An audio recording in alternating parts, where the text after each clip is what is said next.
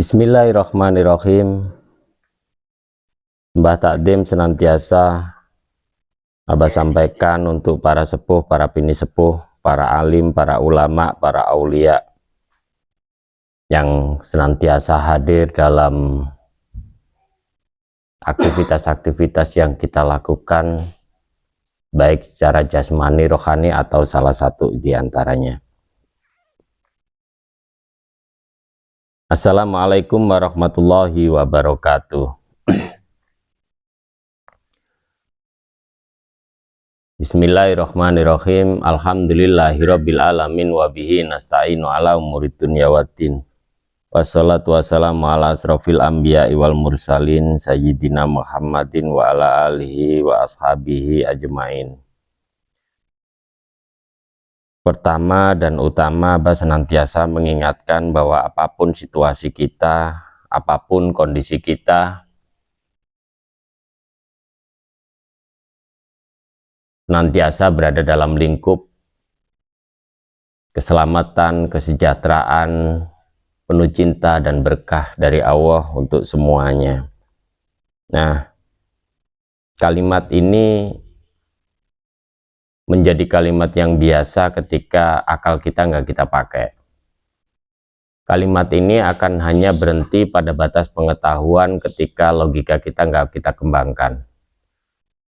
Kalimat ini hanya akan menjadi berhenti pada batas pengertian bila logika yang kita dapat, pengertian yang kita dapatkan, yang kita peroleh, tidak kita kaitkan dengan aktivitas hidup kita. Jadi numpuk-numpuk pengetahuan, banyak tahu, tapi nggak bisa ngelakuin.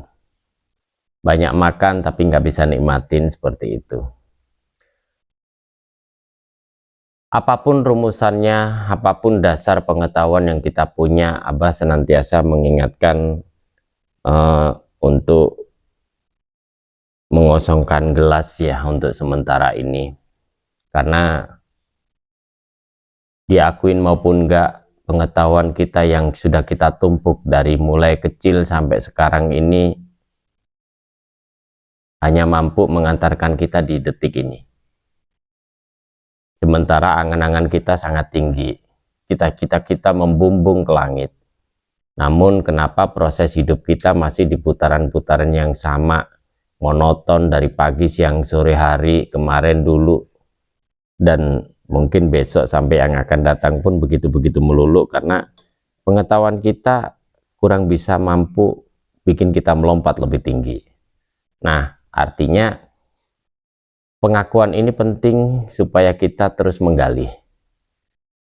Pengertian pengakuan ini penting supaya kita mau ngakuin bahwa masih terlalu banyak sesuatu yang kita nggak ketahuin.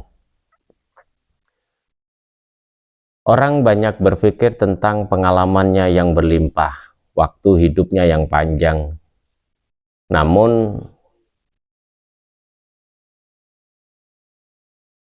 pencapaian yang didapat itu sampai seberapa sih saat ini?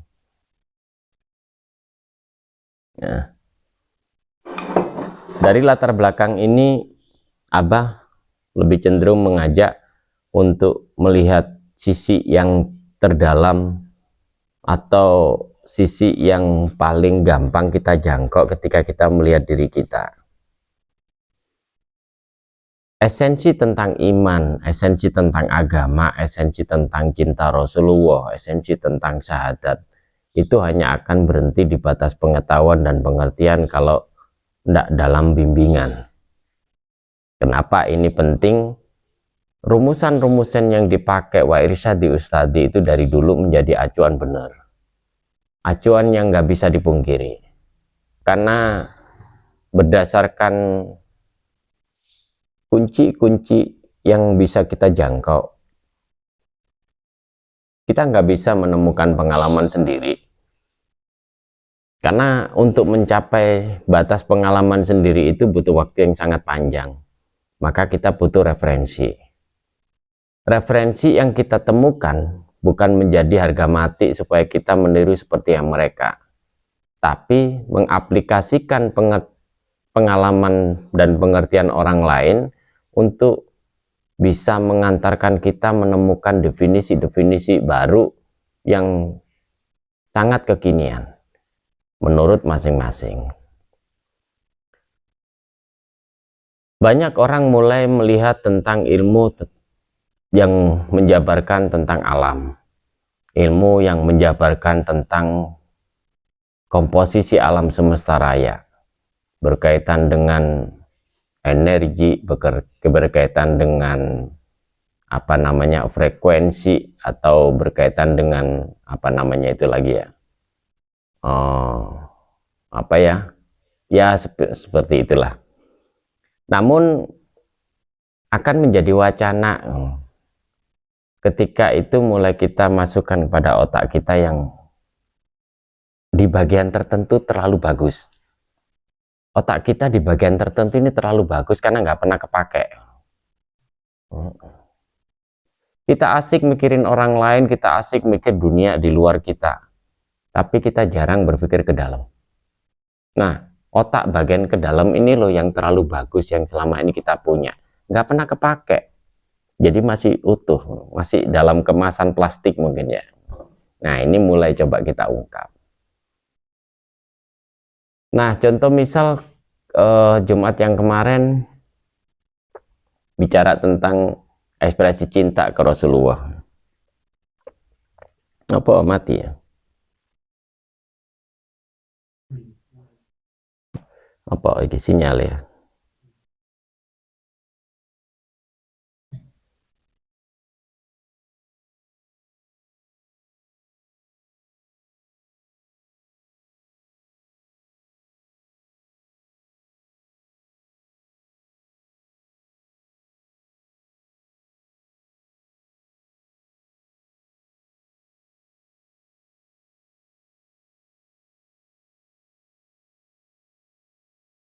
Mengenai ya?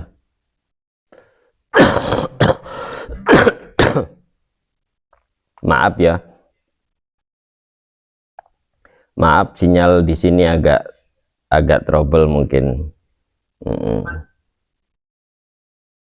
Ini tanggal pira sih? Tanggal 12. Oh, wayang bayar. Wayang bayar jaringan Zoom. Nah, seperti yang kemarin gitu ya. Ketika Abah mencoba untuk memberikan satu dorongan mengungkapkan ekspresi cinta ke Rasulullah hingga di beberapa audien mampu melihat cahaya yang sangat terang sekali, mampu melihat sosok Rasulullahnya, itu Abah anggap itu bonus buat masing-masing bagi yang mau memaksimalkan dirinya. Namun apakah itu relevan menjadi bahasan secara intelektual atau secara ilmiah? Sangat mungkin. Karena apa sih yang nggak mungkin? Dalam rumus yang Abah pegang, tidak ada satupun hal yang nggak mungkin, karena satu hal yang nggak mungkin itu udah terjadi.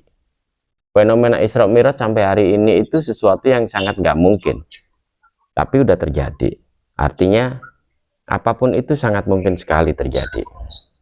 Nah,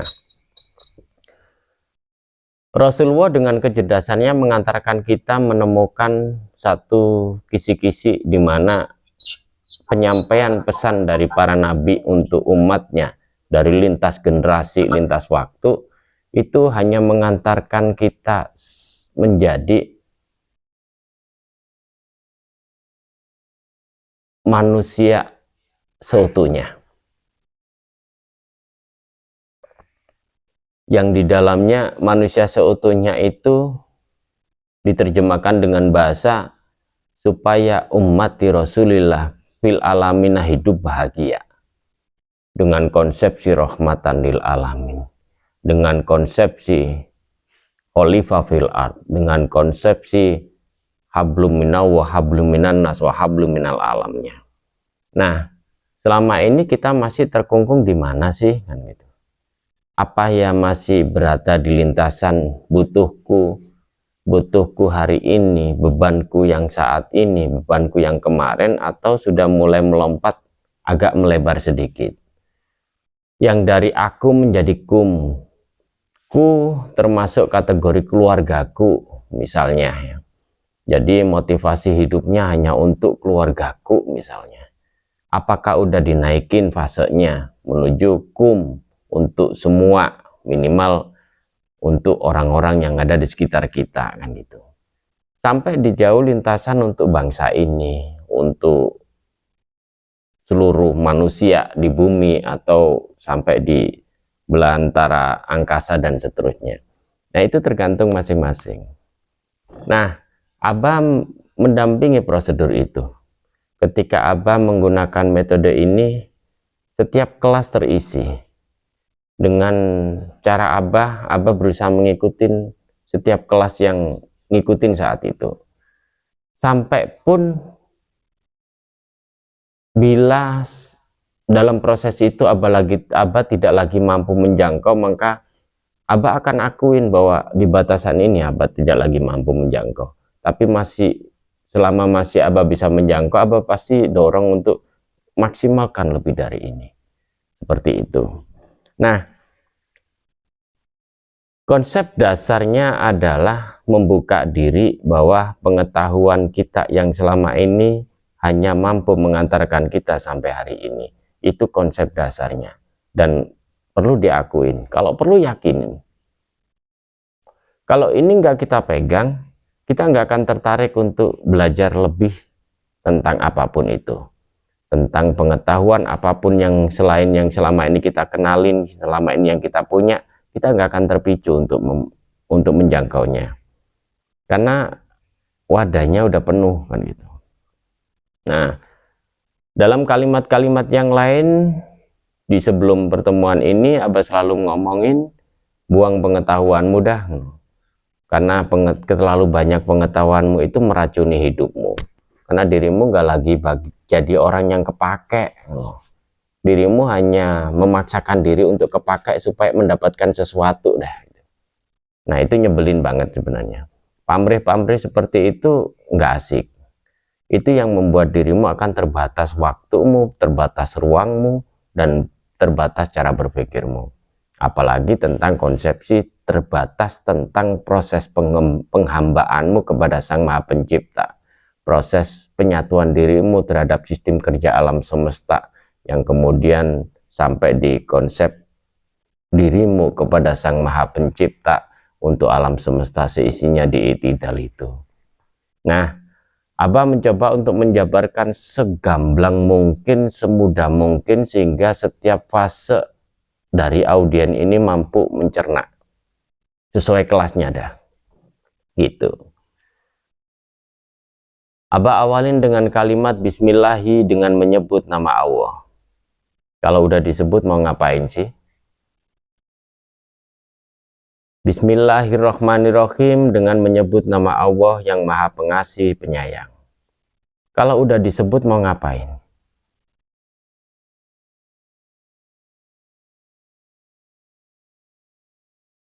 Dan kalimat itu diperuntukkan untuk apa? Kalimat itu diperuntukkan untuk siapa?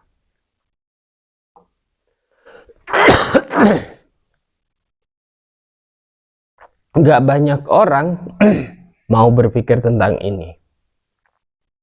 Karena selama ini kita anggap itu kalimat-kalimat sakral yang nggak berjiwa akhirnya. Kalimat-kalimat semi wajib. Tapi kita kehilangan ruhnya. Padahal ketika kalimat bismillahirrahmanirrahim ini kita labelin dengan bahasa tafsirnya, dengan bahasa artinya, dengan menyebut nama Allah yang Maha Pengasih Penyayang. Atau dengan bahasa Jawanya, dengan menyebut nama Allah yang Maha dengan menyebut nama Allah Kang Maha Welas dan Maha Asih. Terus mau ngapain setelah itu? Yang terlintas di pikiran kita ketika kalimat itu kita lafalkan itu apa sih kira-kira? Yang pertama, misal Abah memberikan penawaran. Ketika kalimat dengan menyebut nama Allah yang Maha Pengasih dan Maha Penyayang, kira-kira kalimat itu diperuntukkan untuk kita sendiri atau untuk orang lain nih? Nah, ini penting nih. Kita sendiri, untuk diri kita sendiri yang dohir batin yang itu, yang dengan komposisi lengkap akal, nafsu, dan iman kita misalnya, atau dengan konsep yang kekinian itu ada jasad, ada ruh, ada jiwa misalnya. Kalimat itu diperuntukkan untuk siapa nih? Baru kemudian penawaran yang lain dengan makna yang berbeda, dengan tafsir yang berbeda, dengan arti yang berbeda. Bismillahi atas nama Allah. Nah, mulai ada fenomena berbeda. Dengan menyebut nama Allah yang pertama, muncul pertanyaan itu, untuk siapa ini? Setelah ini kita ucapin, mau ngapain nih? Masuk di ranah yang kedua, atas nama Allah. Kita pakai nama atas nama Allah ini kira-kira untuk siapa dan untuk apa nih? Kalimat ini kita peruntukkan kemana nih? Karena ini akan mempengaruhi tingkat kesadaran kita dalam mencerna bahasa yang upayanya untuk menemukan satu fase keyakinan supaya kita bersikap lebih baik dari sebelumnya. Ya, bukan berarti kemarin-kemarin kita nggak baik-baik amat. Bisa jadi yang kemarin masih brengsek, ya sekarang lagi ngupayain nggak brengsek-brengsek banget dah kan gitu. Mulai muncul fenomena atas nama Allah.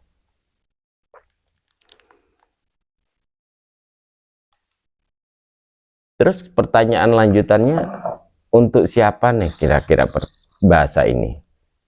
Kata-kata atas nama Allah ini untuk siapa nih? Untuk diri kita yang komposisinya seperti yang tadi, atau untuk orang lain, atau bagian yang lain dari bagian kehidupan alam semesta ini.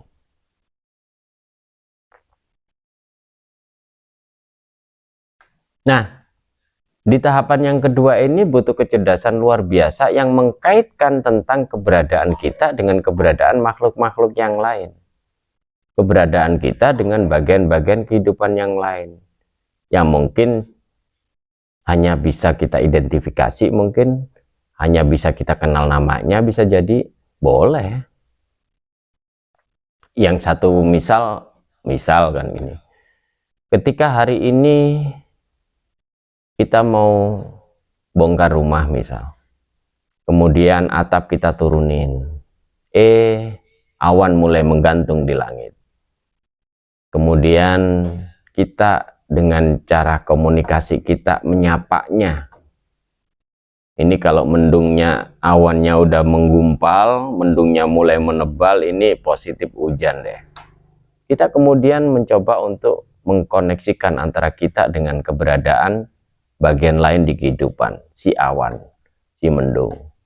Kita sapa dia atas nama Sang Maha Pencipta. Yang Maha Pencipta dengan kasih dan sayangnya misal gitu. Ini aku lagi punya mau untuk bongkar rumah, nurunin atap. Mbok ya, kan gitu. Beri space waktu sampai ini selesai, baru turunlah. Misal ya.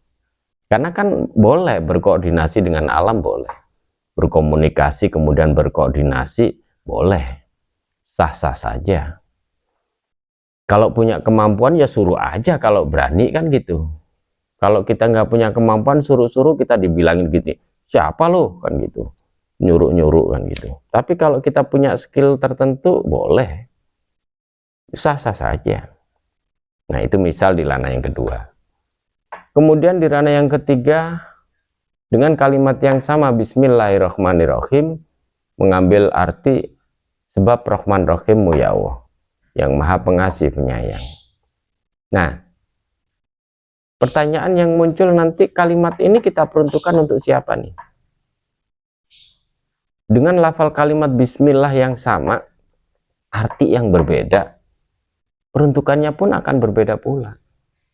Karena disitulah ada upaya untuk menonjolkan sikap pengakuan terhadap sesuatu yang lebih daripada kita. sikap ketawaduan hamba kepada Sang Maha Penciptanya misalnya gitu. Jadi ketika kalimat Bismillahirrahmanirrahim ini kita lafalkan dengan bahasa arti sebab Rahman Rahim Allah, itu ada mulai tahapan pengakuan tentang sesuatu, something, misal ya, yang kita nggak bisa lepas dari itu. Contoh misal gini, ketika kita mulai menyadari bahwa nafas itu penting, ternyata muncul kesadaran diri, pengakuan-pengakuannya ternyata harta yang paling berharga buat kita ternyata hidup. Misal, ini misal, kalaupun ada ya oke, enggak pun nggak ada masalah. Anggap aja warisanmu adalah hartamu, ntar kamu mati juga diambil orang lain kan gitu. Anggap aja istrimu adalah hartamu, begitu dirimu mati pun istrimu akan diambil orang lain, itu pun kalau masih ada yang mau kan gitu. Nah, ketika kita mulai ada kesadaran bahwa harta yang paling berharga buat kita adalah hidup kita misal, nah baru coba dikaitkan yang dinamakan hidup itu ketika kita ngapain sih. Oh, ciri-ciri orang hidup itu napas misal, bernapas. Oh, ciri-ciri orang hidup itu ketika detak jantungnya ada misal kan gitu. Oh, ciri-ciri orang hidup itu ketika dia bisa bergerak. Apa ya itu? Bisa jadi iya. Misal ketika di jalanan ada orang yang tergeletak begitu, orang akan melihat pertama adalah napasnya, baru yang kemudian diperiksa lagi ketika napasnya udah nggak ada, denyut nadinya, detak jantungnya masih ada nggak? Oh, ternyata masih ada, berarti meskipun tidak bernapas dinyatakan masih hidup, atau bahasa yang lain masih setengah mati kan gitu. Nah, ada langkah-langkah lanjutan untuk pengakuan yang lebih dalam tentang ketika dalam posisi kita sehat seperti ini. Aset harta yang paling berharga buat kita adalah hidup kita. Dan yang menandakan bahwa kita hidup itu adalah napas misal. Nah, jantung misal. Jantung yang menggerakkan semua darah dan kemudian masuk kepada semua bagian tubuh misal gitu. Nah, ketika kita mengatakan kalimat Bismillahirrahmanirrahim yang ke level 3 ini, bisa nggak setidaknya sedikit-sedikit nyampainya pada bentuk pengakuan bahwa kasih sayang Sang Maha Pencipta itu telah kita dapatin. Kita bisa hidup, kita masih hidup, kita bisa napas, kita bisa melakukan sesuatu. Ini aja udah keren banget. Karena apa? Kita masih ada pengakuan di luar kunya. Selama ini kan masih ku aja, makan untukku, apapun untukku. Kalau ini kan udah mulai kunya bergeser. Pengakuan ini penting. Karena bismillah ini juga bentuk ekspresi nanti setelah itu dibutuhkan pengakuan tambahan. Ketika level 3 ini kita jangkau, ada pengakuan bahwa apapun yang kita dapatin ini adalah bentuk kasih sayang Tuhan, fasilitas hidup dari Tuhan yang dibagikan kepada alam semesta raya dan kita sangat tergantung kepadanya. Maka sikap lanjutannya itu adalah adanya pengakuan tentang apa dan siapa yang terlibat dalam proses turunnya Rahman Rahim Tuhan ke kita. Nah, ini yang nanti akan mulai bikin kita agak encer otak kita. Otak-otak yang bagus-bagus yang nggak pernah kepake itu mulai agak meleleh karena mau kita pakai buat mikir biar kemasan plastiknya ini lepas. Nah, butuh pengorbanan luar biasa untuk mau ngakuin siapa dan apa yang terlibat dalam aktivitas hidup kita sampai hari ini. Udara misal, tanah mungkin, air pasti, terus apalagi api yang diwakili panas matahari kayak sampai jadi listrik lah, termasuk korek api misalnya. Nah, itu bentuk untuk melelehkan ku kita. Masuk di ranah ini upaya pelan-pelan untuk menggeserku menuju kum, menuju siapa dan apa yang terlibat dalam aktivitas hidup kita. Pendek-pendek dah, pendek-pendek yang paling dekat dengan kita, napas deh. Upaya untuk memperhatiin napas, komposisi udara yang kita hirup itu apa aja, yang dibutuhkan oleh tubuh, yang kemudian disirkulasikan oleh darah dan seterusnya itu apa aja. Selama ini pernah nggak kita coba untuk ngakuin itu? Jangan pikir itu cuma hal yang biasa. Nggak ada satupun hidup kita yang biasa loh. Nggak ada satupun. Kita aja maksain supaya kita bisa ngelogikain itu dengan bahasa kita. Kayak itu jadi biasa. Entah itu kesengajaan atau karena kita nggak pernah mikir itu. Karena otak kita terlalu bagus, nggak pernah kepake kan gitu. Nggak ada yang biasa. Coba bayangin. Berapa nilai oksigen yang di rumah sakit? Terus apa aja komposisi yang di dalam udara yang kita hirup? Yang selama ini mungkin kita cuma kenal oksigen, karbon dioksida. Kita nggak mengenal bahwa di situ ada ribuan bakterial, virus, mikroba-mikroba, atomik-atomik yang lain. Yang itu menunjang kehidupan kita. Nah, sampai kemudian dirumuskan oleh orang-orang tua dulu tentang konsepsi nafas, tanafas, anfus. Kemudian dijabarkan, kemudian ada bahasa ilmu pernapasan misal begitu. Apakah ini penting? Tahu dah. Tergantung kita menyikapannya gimana. Karena pada akhirnya apa yang kita kejar, apa yang kita genggam, apa yang kita akuin selama ini bahwa itu adalah milikku, ternyata nggak ada apa-apanya kok. Sehari kita dikasih kesempatan untuk sesak napas gitu aja. Dah. Kayaknya duitmu nggak berlaku deh. Istri aja lupa kok. Iya. Coba sekali-sekali gitu. Hidungmu pencet, pakai ini cepitannya aki misalnya ya. Pencet aja. Terus nggak pakai napas, pakai hidung. Napasnya pakai mulut misal gitu. Coba sampai bertahan seberapa lama. Dan nanti apa yang terjadi? Atau sekali-sekali hitung deh pakai menitan gitu, pakai handphone atau pakai jam. Bisa nggak napas berapa lama ya kira-kira? Gitu. Biar egositas kita melemah. Egositas kita inilah yang bikin esensi diri kita itu hilang. Sebenarnya nggak hilang sih bahasanya. Ketutupan. Ketutupan aku, pengakuan-pengakuan yang nggak harus diakuin sebenarnya kan gitu. Dan nggak bisa diakuin karena kita nggak berkuasa banget.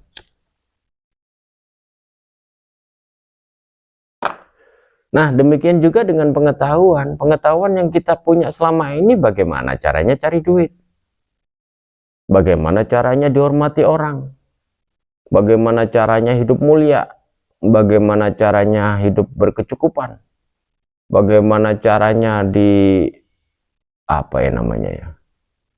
Ya kata orang itu toto tentrem kertorajo ya, kecukupan sandang pangan papan dan seterusnya deh. Atau yang lebih keren bahasa Al-Maghribi, tua kaya raya hidup di dalam surga apa? Mati di dalam surga misal begitu dah. Habis ntar. Karena ketika kita mulai menyadarin bab ini, dirimu akan mulai mencintai dirimu. Bagaimana bisa dirimu mencintai orang lain kalau dirimu sendiri nggak engkau cintain? Bagaimana bisa dirimu mengerti tentang orang lain kalau dirimu nggak mengerti tentang dirimu? Kita ngaku selama ini cinta Rasul, cinta Allah dah. Tai kucing. Ya ujung-ujungnya juga nyarinya begitu-begitu doang. Mereka yang solawatan, oh dia enak-enakin pakai musik-musik begitu. Udah kuno banget begitulah. Oh no. Nggak keren kalau cuman pakai begitu apa, terbang begitu apa, terbang penerbang ya. Sekali-sekali dong pakai apa alat-alat rock gitu. gaya-gaya Metallica, selawatan, biar agak kerenan dikit, masa monoton begitu doang. Toh namanya mengekspresikan cinta bebas. Nah, bagaimana bisa kita mengekspresikan bentuk pengabdian kita pada Sang Maha Pencipta kalau kita nggak melalui proses membaurnya diri kita untuk alamnya, untuk para manusianya, untuk kombinasi kesemuanya, sehingga ketika kita dikasih kesempatan untuk berada di hadapan Sang Maha Pencipta lewat cara apapun dah misalnya, nggak lagi untukku, tapi untuk kum yang kategorinya untuk penghuni alam semesta raya seisinya, dengan bahasa legalitasnya mil'us samawati wa mil'ul ardi wa min umasyita min syai'in ba'du itu. Nah, ini lompatan.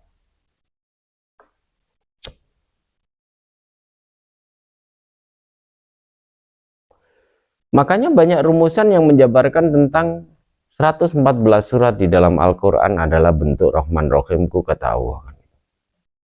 Sementara kita mengklasifikasikan tentang Rahman Rahim itu dengan bahasa-bahasa yang ya ikut-ikutan kayaknya.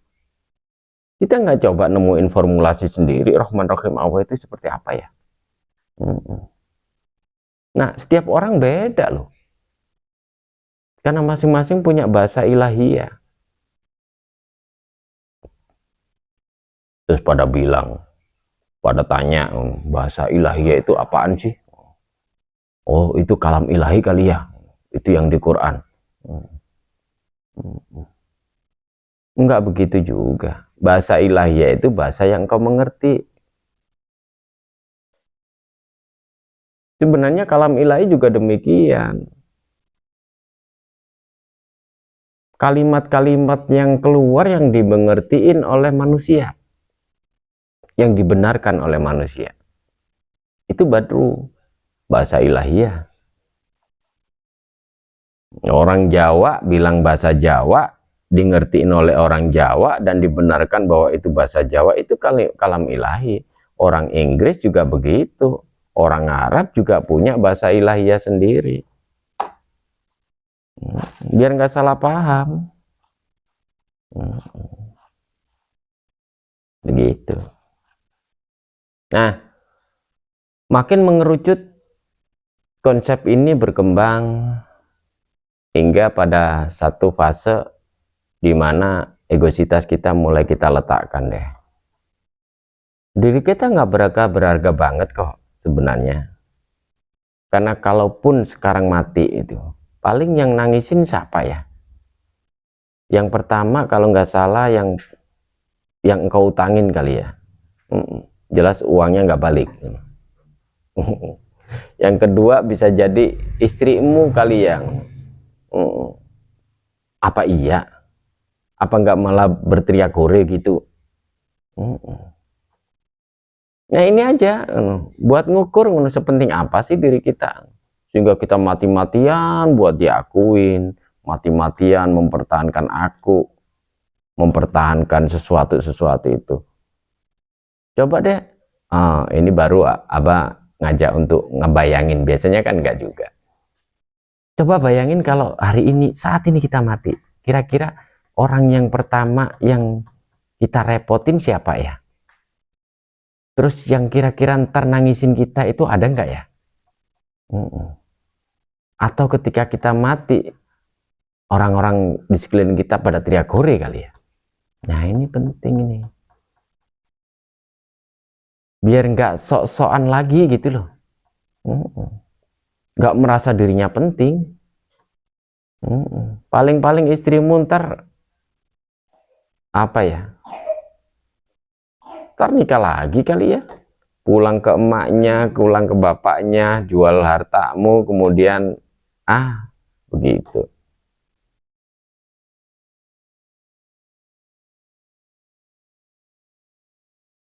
Coba dipikirin dah. Terus alasan mereka berat hati untuk engkau tinggalkan apa coba? Karya nyata nggak punya, karya kata begitu doang banyak nyebelinnya. Terus karya tulis nggak punya juga. Semua yang kita lakukan pengennya dapat duit.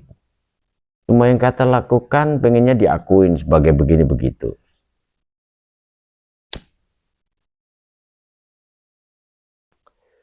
Muncul nggak gambaran ini ya? Kalau hari ini kita mati gitu, kira-kira siapa deh yang nangis buat kita deh? Yang berat hati, aduh Kang Mas, aduh Mbak Yu, aduh gimana lah. Yang berat hati, paling-paling yang muncul ketika kita mati saat ini ngerepotin orang. Udah tabungan gak punya, ngurus pemakaman juga bayar. Bahkan kalau KTP kita nggak berada di tempat tinggal kita, bayarnya bisa 1,5 juta, bisa lebih lagi. Wes nyebelin banget. Terus kita mau petentang begitu.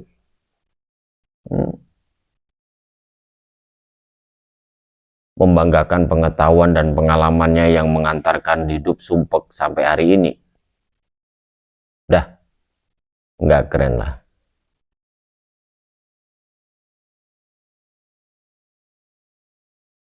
Nah, siapapun kita hari ini, sengenes apapun ketika kita ngebayangin ternyata kalau kita mati nggak banyak yang sedih kan gitu. Ya lebih banyak ngerepotin orang lain. Ngandelin apa coba?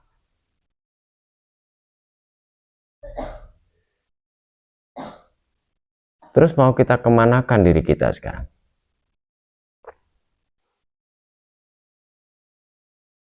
Ya minimal biar ntar ada yang nangisin dirimu yang masih punya istri, ya cintain istrimu deh. Jangan bikin sebel melulu, ngasih belanja dikit, bawelnya minta ampun. Sok ngatur lagi.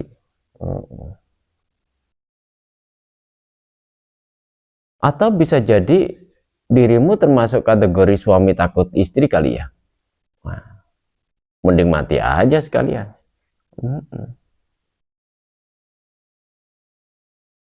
Iya, wong hidup aja udah ketakutan.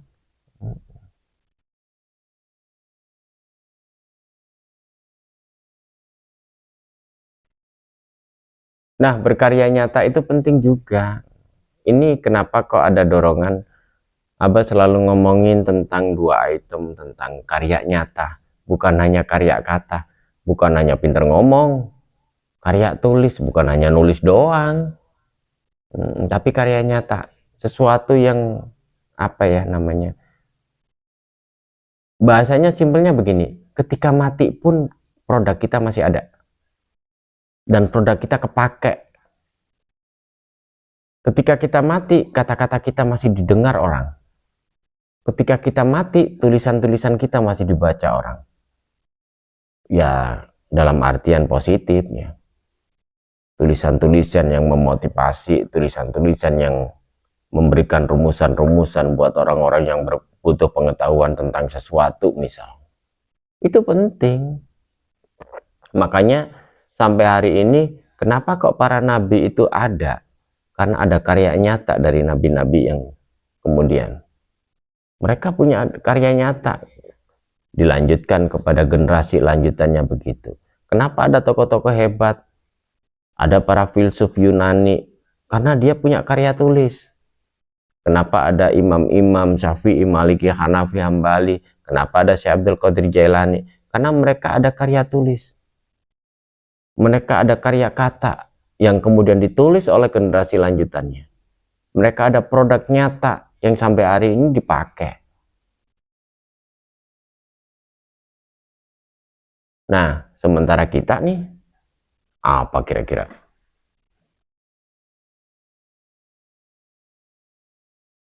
Biar nggak gaya-gaya begitu, sok-sok diri kita penting kan gitu.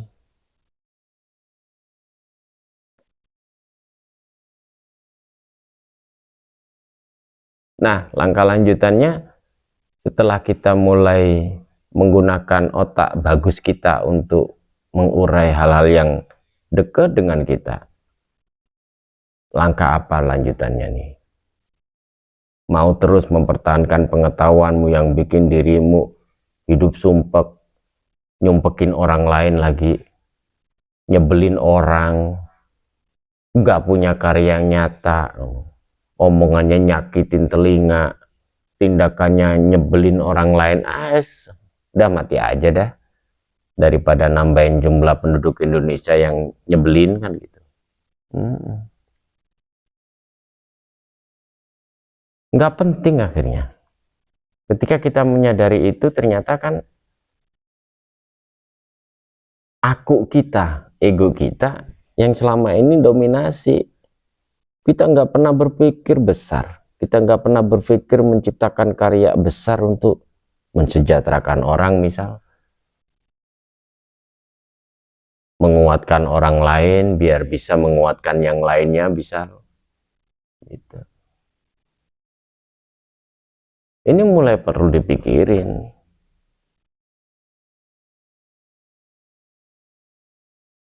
Gimana kita bisa menghidupkan orang lain kalau hidup kita sendiri udah kacau balau? Gimana berpikir untuk orang lain, otak kita isinya sandang pangan papan, utang, perempuan, laki, belanja kurang, pengennya maunya keturutan dan seterusnya. Nggak asik dah. Agama apapun akan bilang orang-orang berpikir seperti itu nyebelin.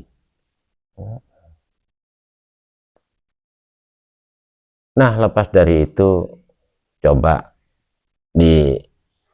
dibuka kerangka otak kita dah. Otak yang selama ini bagus, nggak pernah kepake, coba dipakai deh. Apa sih yang bisa kita lakukan? Konsep pemahaman agama yang mana sih yang bisa kita pegang teguh, yang bisa mengantarkan kita pada kesadaran diri? Ternyata masih banyak hal yang perlu kita jangkau. Masih banyak pengetahuan yang kita nggak ngerti. Masih banyak pengetahuan yang kita sama sekali nggak tahu. Masih banyak sesuatu yang belum kita dengar. Masih banyak sesuatu yang belum kita lihat.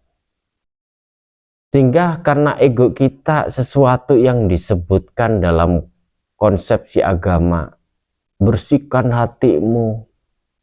Terus apa lagi itu? Tazkiyatun nafas lah. Kendalikan hawa dan nafsu lah. Kemudian apa aja lah itu? Perbuatan baik, hindari keji dan mungkar. Kemudian apalagi itu? Surga, pahala, neraka, dosa, apalah. Emang udah bikin dirimu mempersiapkan diri untuk mati dengan happy?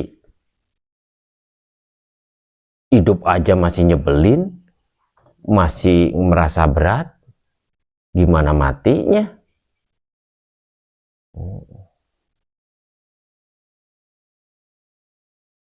Ya, kebetulan ada regulasi baru pergantian petugas kematian kayaknya ya. Malaikatnya ganti petugasnya, lebih nyebelin dari yang sebelumnya, lebih menakutkan hawanya. Baru beberapa waktu ini ya banyak kenal dengan dia, disapa-sapa, pren-pren. Biar kita punya kelapangan hati, kelapangan pikiran, bahwa kematian gak nakut-nakutin banget, karena jenjang lanjutan setelah hidup ya mati kan gitu. Dan mati itu proses untuk kita melebur pada kenyataan yang baru. Nah, di lanjutan fenomena ini berpikir lebih dalam tentang diri kita, kemudian kita diantarkan pada kalimat alif lam mim dzalikal kitabul la raiba fi. Kenyataan hidupmu, kenyataan hidupku, dan kenyataan hidup orang lain yang tertulis dalam kitab suci misal, yang terekam dalam tulisan-tulisan agung bisa jadi adalah kitab yang nyata, yang di dalamnya nggak ada keraguan, karena yang kita lihat adalah kenyataan hidup. Kalau yang sebelumnya adalah pengalamanmu, pengalamanku, dan pengalaman orang-orang yang tertulis dalam kitab suci. Alif lam mimnya sama. Ternyata pengalaman-pengalaman itu nggak juga mampu mengantarkan kita pada kenyataan, pengakuan pada kenyataan hidup. Maka naik kita di fase alif lam mim itu kenyataan hidupmu, kenyataan hidupku, dan kenyataan hidup orang-orang yang tertulis dalam kitab suci. Adalah kitab yang nyata, yang di dalamnya nggak ada keraguan. Bagi orang-orang yang hatinya damai. Bagi orang-orang yang pikirannya damai sebenarnya. Hudalil mutakin, takwa itu di pikiran, bukan hati. Karena hati isinya bersih. Hati esensinya ilahiyah. Hati isinya di perjanjian agung antara hamba dengan Sang Maha Pencipta. Antara penempatan diri kita dengan sirkulasi alam semesta, nggak ada lagi pemberontakan diri atau penolakan-penolakannya, mengalir sesuai dengan kodratinya. Nah, dikatakan hudalil mutakin itu petunjuk bagi orang-orang yang pikirannya damai sebenarnya, karena mengacu pada konsep tazkiyatun nafas. Ya ayyatun nafsul mutmainnah irji'i ila rabbiki radiyatan mardiyah fadkhuli fi ibadi fadkhuli jannati itu. Jadi komposisi yang Abah rumuskan bahwa hati itu bersih. Intinya kemurnian sikap hamba kepada Sang Maha Penciptanya. Sifat ilahiyahnya itu. Yang cahayanya ini nggak bisa keluar karena ketutupan pikiran-pikiran. Pikiran-pikiran ini terbentuk karena pengetahuan-pengetahuan. Pikiran-pikiran yang udah mulai menebal karena kebiasaan yang terlalu lama, yang berkepanjangan jadinya mindset, pola pikir. Ini yang menutupin esensi hati. Maka diurailah. Dikenalkanlah sifat-sifatnya. Sehingga kita tahu betul nanti ini aku, ini ku, ini kum, ini akuku, ini ku, kan begitu. Sehingga ketika kita mampu menempatkan, menyederhanakan pikiran, mengontrol betul pergerakan pikiran, hati kita cahayanya bisa keluar.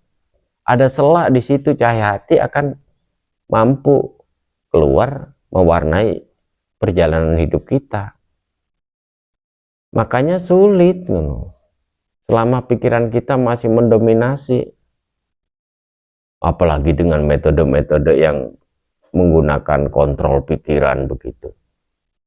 Kenyataannya apa sih? Hidup kita sumpek melulu. Hidup kita kayak di putaran-putaran yang sama. Coba deh tanggalkan pikiranmu. Ya nggak harus dari pagi sampai pagi lagi. Ya sesekali deh tanggalkan pikiranmu, nggak perlu mikir apa-apa dulu. Lepaskan aja. Biarkan hatimu yang membimbing.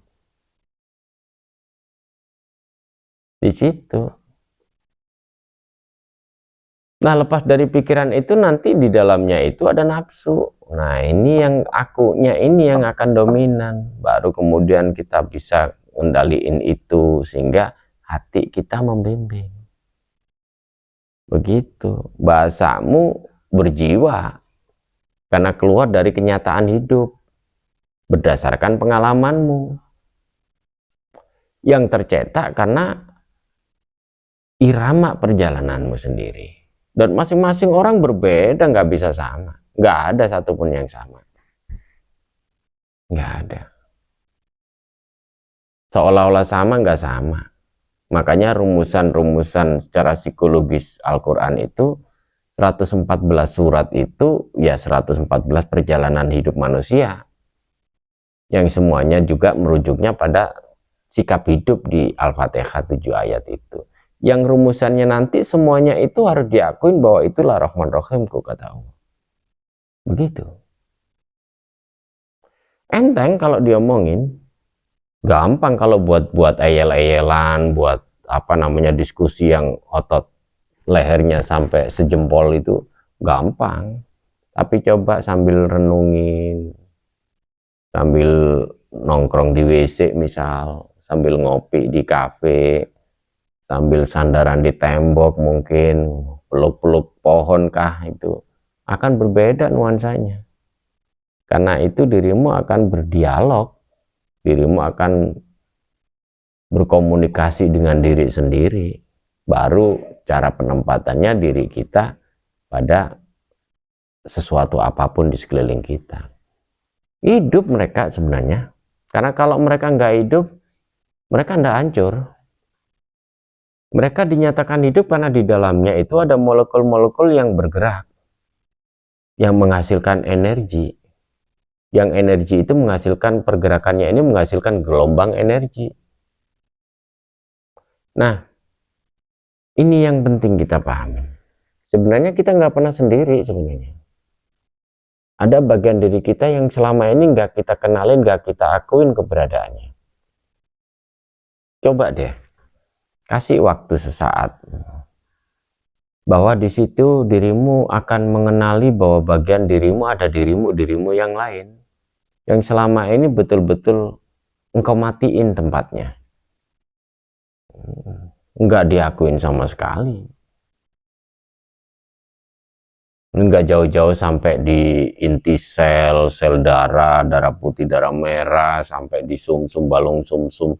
Terus kemarin ada lagi apa itu ya? Ada inti sel, sel kehidupan, mitokondria atau apa deh itu. Enggak perlu jauh-jauh itu deh. Yang paling dekat aja, bagian yang paling gampang kita kenalin. Tubuh kita ini bagiannya apa aja, kulit, daging, darah, apalagi itu ya. Terus tulang, sumsum, apa deh itu dah. Ya misal itu aja deh, atau organ gerakmu deh.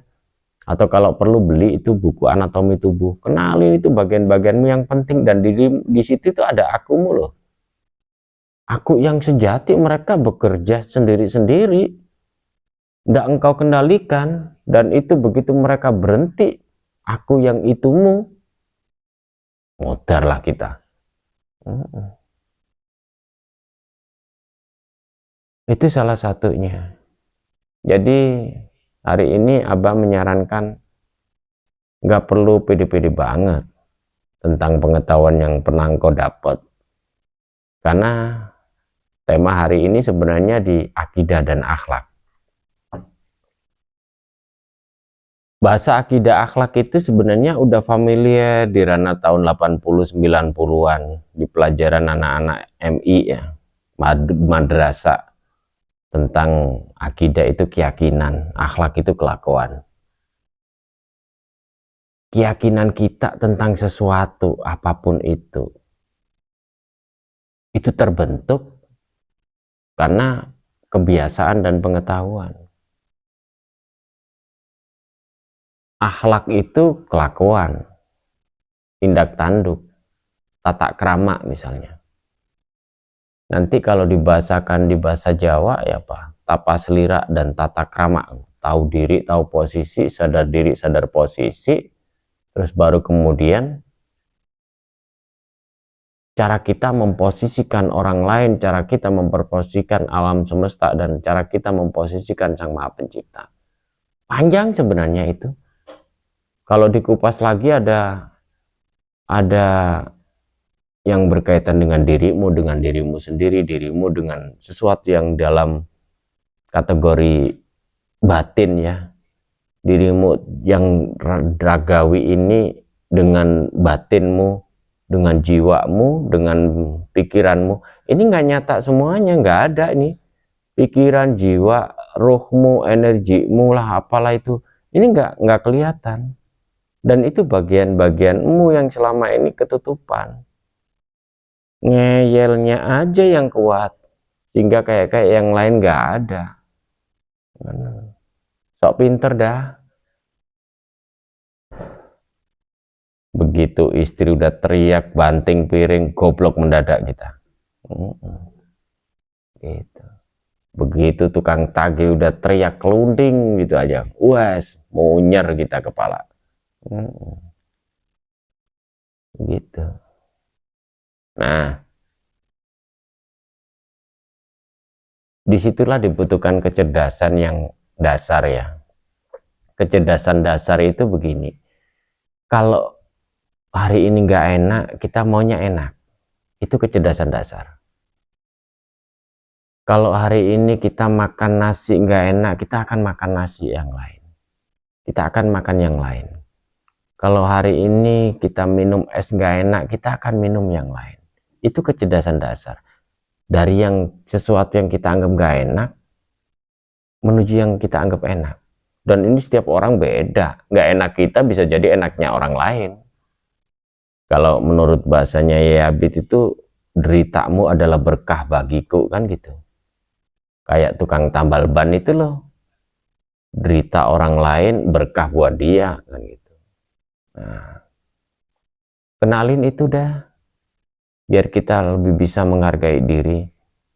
Nah, disitulah nanti akan tumbuh keyakinanmu yang selama ini engkau punya. Setelah engkau pakai otak yang selama ini nggak kepake ya, ternyata sesuatu yang engkau yakini nggak bener-bener engkau yakini sebenarnya. Engkau paksain aja supaya kelihatan engkau menjadi orang yang penuh keyakinan. Oh, ternyata sesuatu yang aku yakinin ini di dalamnya ada berlimpah keraguan. Dirimu yang merasa mampu ternyata nggak mampu-mampu banget mengendalikan hidupmu. Apalagi ngendaliin orang lain. Kacau deh.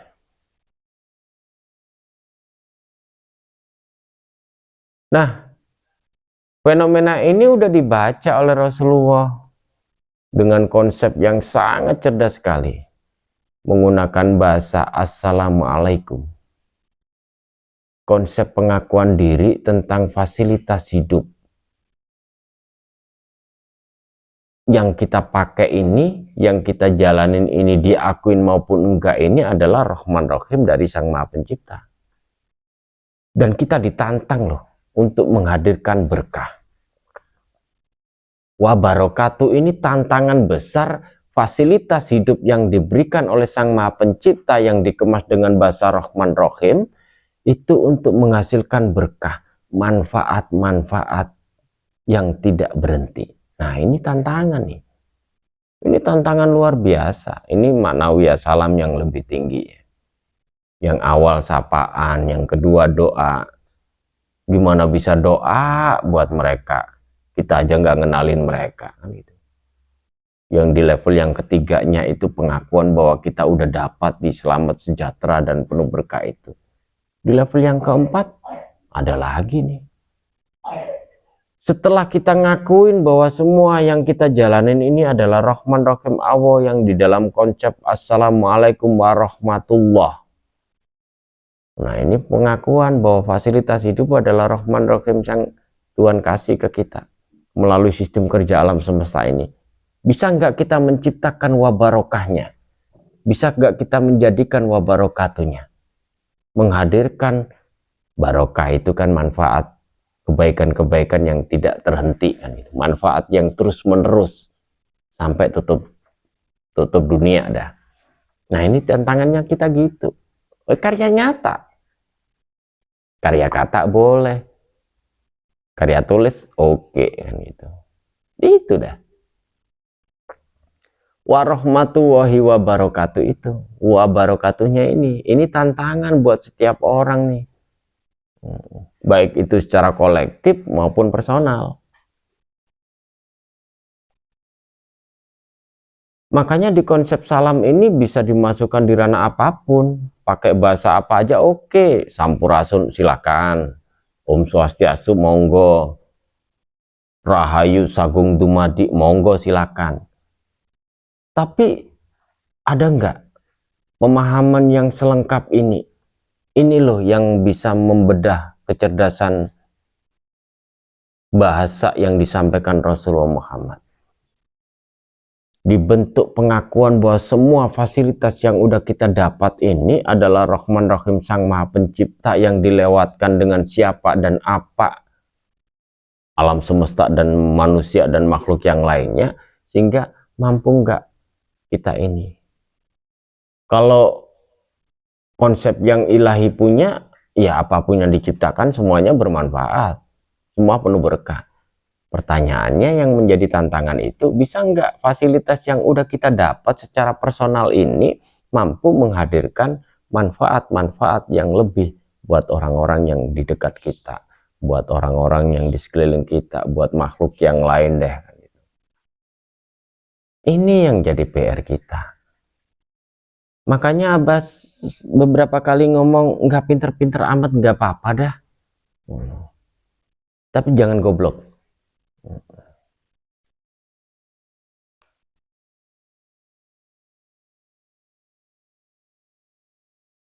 Karena rumusan ini betul-betul menjadi rumusan yang baku sebenarnya kalau kita mau pakai otak-otak yang terlalu lama kita simpen, otak bagus kita yang nggak pernah kepake itu loh. Wah barokatuhnya, tantangan ini. Apa sih yang belum kita lakukan buat istri? Apa yang belum kita lakukan buat orang tua? Apa yang belum kita lakukan buat anak? Buat orang-orang sekeliling kita, buat guru-guru kita yang mengantarkan kita sampai hari ini deh. Pengakuannya udah enggak, ekspresi pengakuannya, terima kasihnya udah dikasih enggak, ketemu sama guru SD, guru SMP, dosen misal jadi, masih enggak kita cium tangan buat mereka, masih enggak ada ungkapan doa baik, doa mulia untuk mereka yang mengantarkan kita sampai hari ini. Ini PR nih.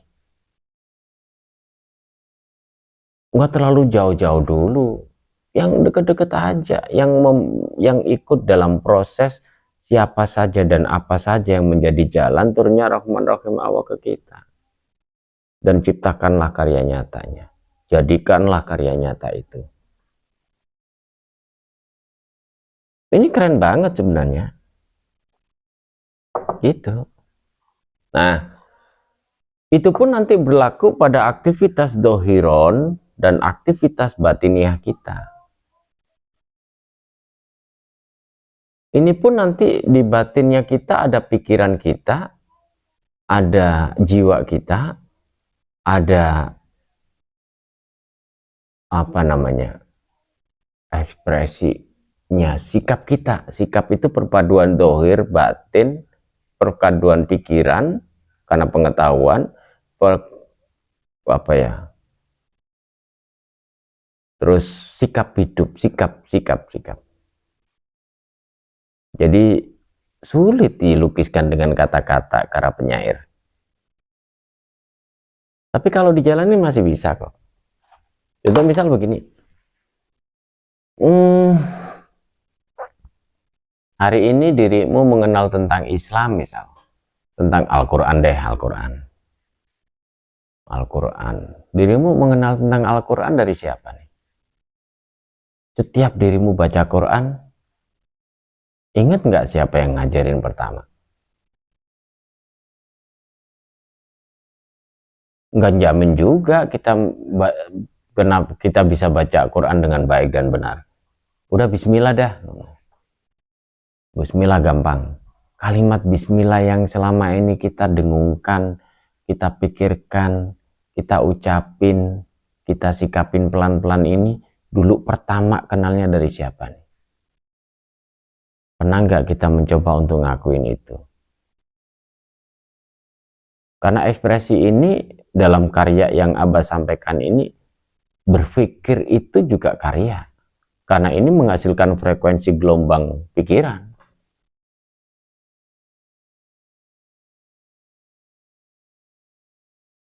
Berpikir baik, berpikir positif tentang something dan someone yang terlibat dalam aktivitas turunnya Rahman Rahim Allah ke kita di bagian yang kita akuin itu apa, itu keren loh. Dan itu nyata. Belum bisa memberi misal, mikir aja untuk memberikan sesuatu itu udah langkah bagus sebelum nyata kan gitu. Udah ada perencanaan. Baru kemudian wujudkan dalam karya ruhanianya. Pengakuan di hadapan Sang Maha Pencipta untuk something yang terlibat di situ tadi. Gitu. Oke, sampai di sini silakan duduk yang enak. enakin dulu rokoknya, dihabisin. Karena ya kita kan masih awam ya, meskipun sambil belajar bareng, tapi paling enggak hari ini abah mentornya.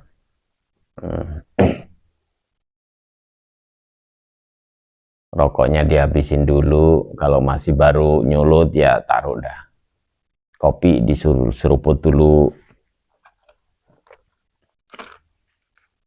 Lafalkan kalimat Bismillahirrohmanirrohim dengan nuansa yang lebih dari sebelumnya, dengan upaya yang jangkauannya lebih dari sebelumnya, biar nggak hanya berteori, biar nggak hanya nyantol di pikiranmu, di otakmu.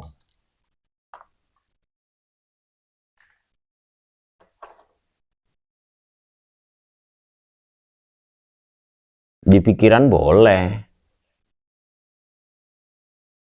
pakai hati silakan. Lapisan pikiran untuk masuk ke hati belum. Ini masih di ranah pikiran deh. Ketika dominasi pikiranmu tidak terkendali, maka bacaan bismillahmu tidak mampu kau dengarkan. Ketika bismillah ini engkau lafalkan dalam pikiranmu yang tidak terkendali, maka pikiran yang lainnya akan tumpang tindih. Tidak mampu menghadirkan sikap. Kalimat bismillahnya sama, arti bisa jadi beda.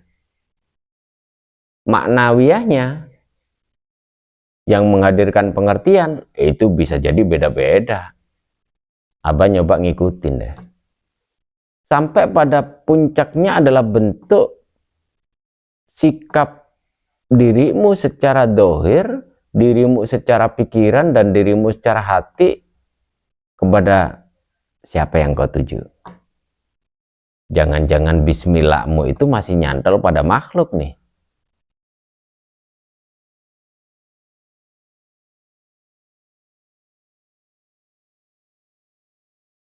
Karena penguraian-penguraian yang masih dangkal, dirimu hanya mengakui bahwa sesuatu itu langsung Sang Maha Pencipta. Gimana bisa? Sesuatu nggak turun langsung dari langit. Melalui prosedur apa dan siapa yang terlibat di situ. Sampai pada puncaknya Sang Maha Pencipta yang tunggal itu.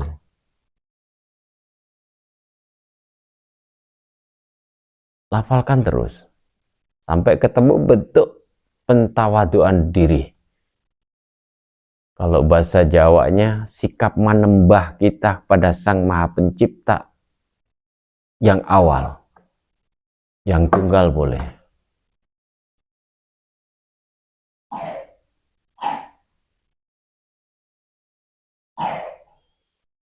Karena kalau masih berhenti di yang Maha mengatur, ini masih ada yang menciptakan.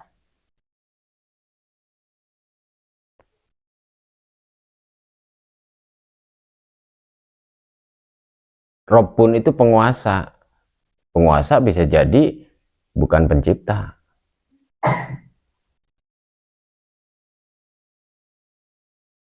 Makanya dijabarkan di situ ada Rabbin Nas, Ilahin Nas, Malikin Nas gitu.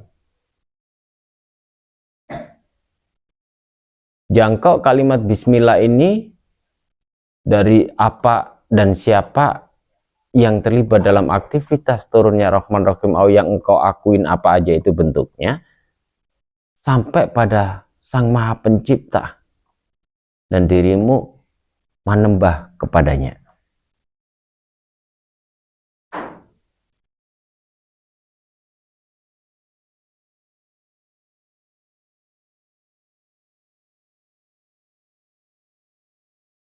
Terusin, ini masih di pikirannya.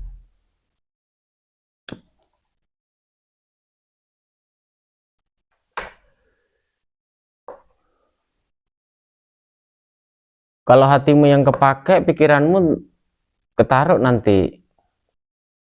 Begitu sikap menembahmu, engkau tonjolkan, tubuhmu akan memberikan reaksi sendiri.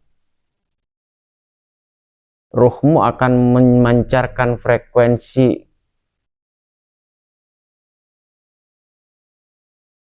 kesenyawaan.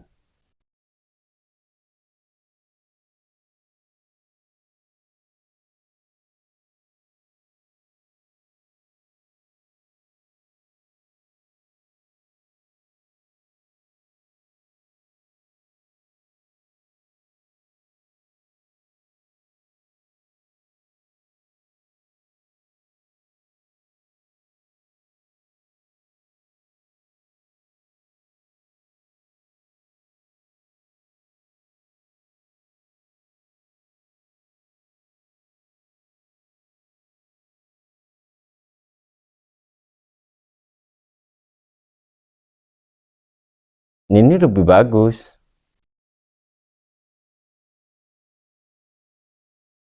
Kalau masih bisa lebih dari ini, lebihkan.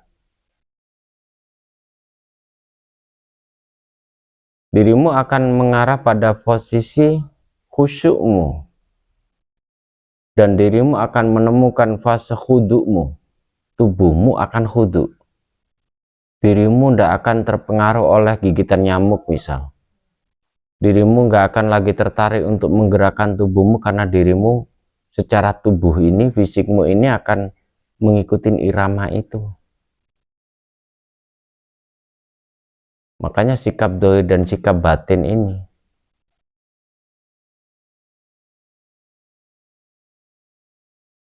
Pergerakan pikiranmu bisa engkau ketahui betul, tinggal engkau kendalikan. Begitu nanti ranah lebih dalam di lapisan pikiranmu itu, dirimu hanya mendapatkan satu keinginan, manembah marang Gusti Allah, Sang Maha Pencipta.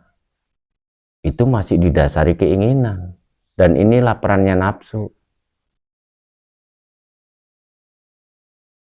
Dirimu bisa tahu betul ini pikiranmu atau hatimu, masuk lebih dalam. Semakin menembah, semakin menyerahkan dirimu,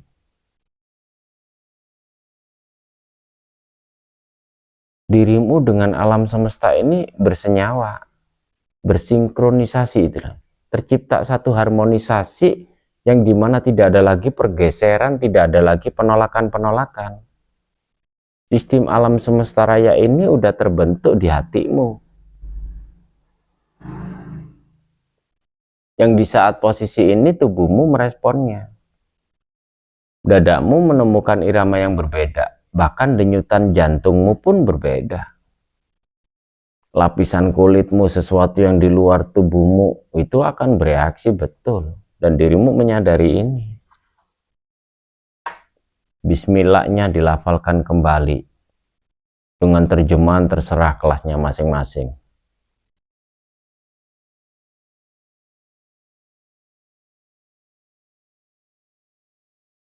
Lebih dari ini bisa.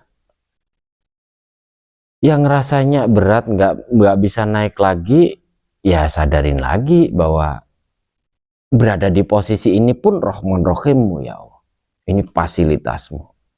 Maka dorongan untuk berkarya itu lebihkan.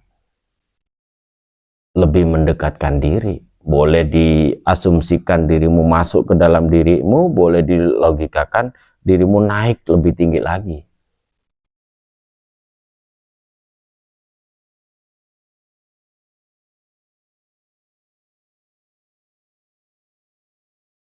Kalau dirimu masih dalam pemahaman tentang esensi bahwa sesuatu itu ada dalam dirimu, itu masih di ranah jagat alit.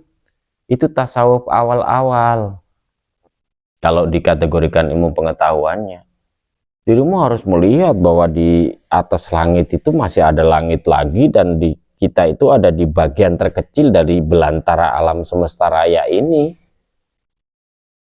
Biar kita menjangkau pada sesuatu yang paling esensial, yang paling awal, Sang Maha Pencipta alam semesta raya. Ada planet-planet, ada galaksi-galaksi. Udah lewat urusan diri, lewat urusan bumi, lewat urusan angkasa, udah menjangkau lebih lagi. Rahmatan lil alamin ini nggak pernah terjabarkan sampai hari ini, karena yang dipikir masih jagat alitnya. Bahkan Isra Mi'raj pun diterjemahkan jagat alit, rusak dong. Terlalu kecil. Kita mah serpian dari debu untuk kategori alam. Di situ ada gugusan planet, namanya galaksi. Ada satu galaksi ribuan jutaan planet, bisa jadi ribuan planet. Dalam setiap galaksi kemudian ada galaksi lain, kumpulan galaksi-galaksi universe yang namanya rahmatan lil alamin itu, yang dikemas bahasa simple, mil'us samawati wa mil'ul ardi wa min umasyita min syai'in ba'du itu. Bismillah harus jangkau itu.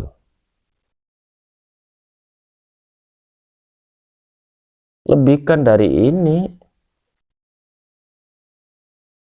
Kalau Allah kasih ridho hari ini, dirimu bisa melihat planet-planet itu. Kalau perlu sekarang angkat tanganmu, seperti halnya orang itidal. Angkat tanganmu kayak orang kunut. Jangan ditumpuk. Kalau alam ini bersinkron dengan dirimu, dirimu bisa melihat semuanya di antara tangan kanan kirimu.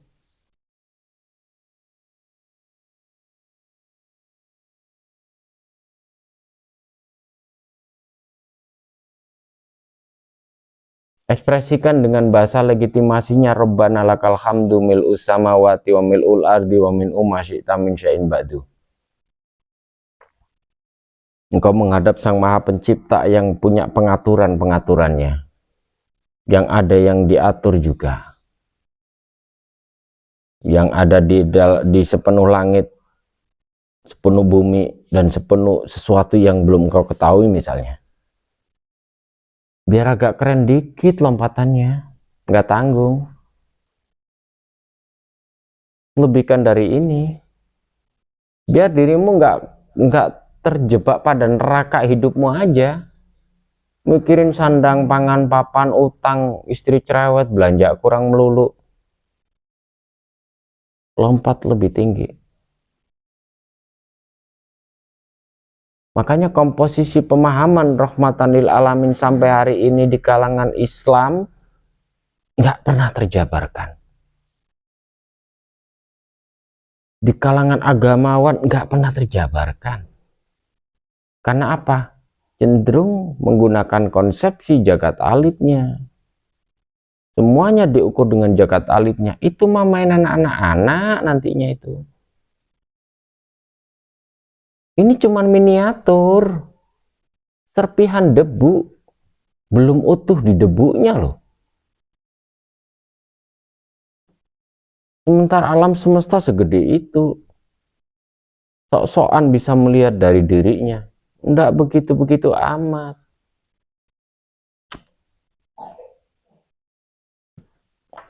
Lompat terus.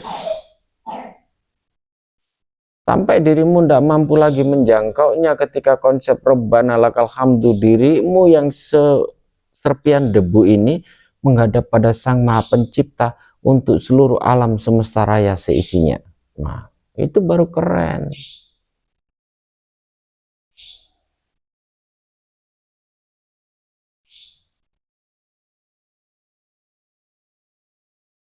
Lebih dari ini kalau bisa. Segini udah bagus sih.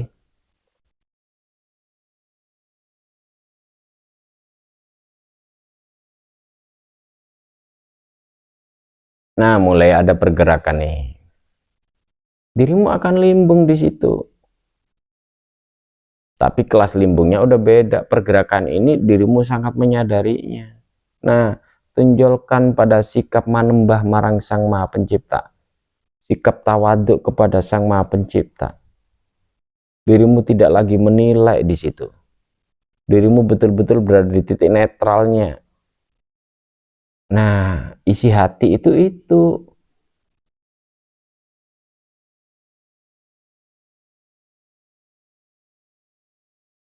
Mengikuti irama alam semesta. Nah, disinilah perlu pengakuan. Pengakuan inilah yang kemudian setiap orang berbeda di kabira walhamdulillahi katsira wa subhanallahi bukrata wa asila. Temukan sebagian kecil dari kebesaran Tuhan Sang Maha Pencipta ini yang berpengaruh pada hidupmu, yang menjadi alasanmu untuk muji kepadanya sebanyak-banyaknya dari pagi sampai sore hari itu.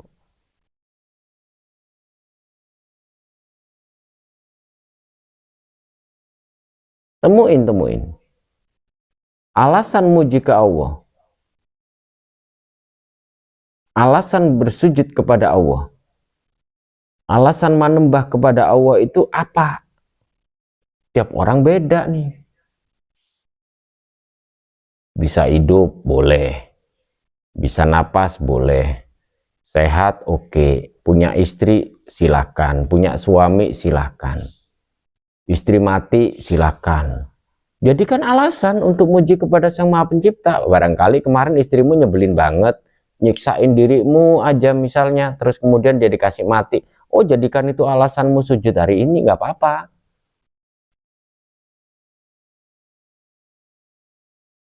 Temuin alasan ini, karena itu pun sebagian kecil dari kasih sayang Tuhan.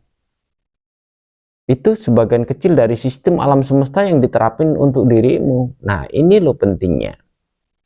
Ketika Allahu Akbar sendika dawuh, untuk waktu itu kita melakukan sendeku astokali suku tunggal, yang dengan bahasa lain takbiratul ihram, itu ada kalimat yang mengantarkan kabiro walhamdulillahi katsira wa subhanallahi bukrata wa asila. Kebesaranku yang mana yang engkau akuin sehingga jadi alasanmu muji kepadaku sebanyak-banyaknya dari pagi hingga sore hari.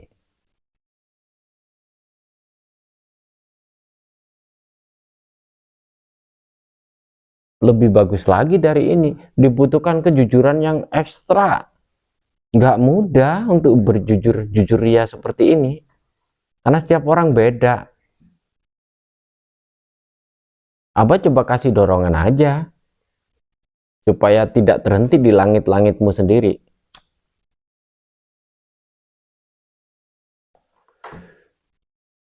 Ini bagus masih mau ngaku. Nggak itu aja, apa aja boleh. Jangan satu doang, terlalu banyak mungkin ya.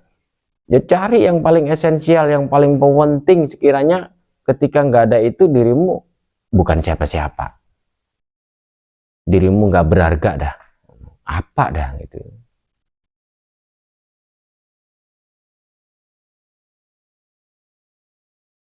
Yang mendadak turun, akalnya lebih mulai dominan lagi, pikirannya lebih dominan lagi, ya dikencengin lagi. Kan itu pilihan buat dirimu.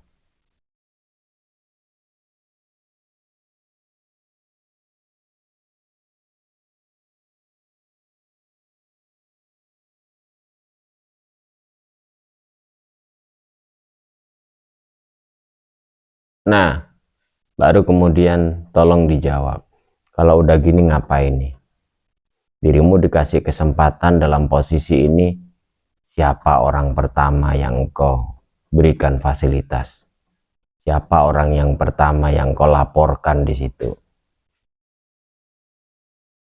Siapa orang terpenting dalam hidupmu? Itu intinya. Siapa aja boleh, terserah dirimu.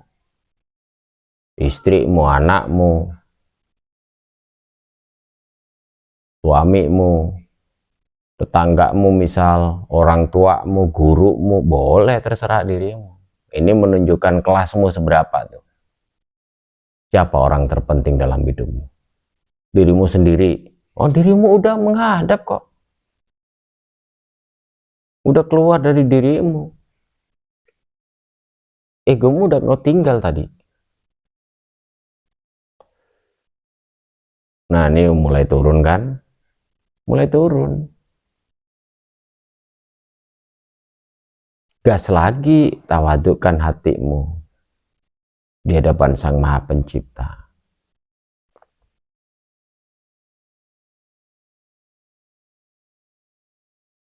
Di beberapa pemahaman ini disebut Sidratul Muntaha. Sidratul Muntaha pun SD, SMP, SMA, S1, S2, S3 sama, ada kelasnya juga. Anggap deh rata-rata S1 dah, lumayan deh. Nggak mudah begini.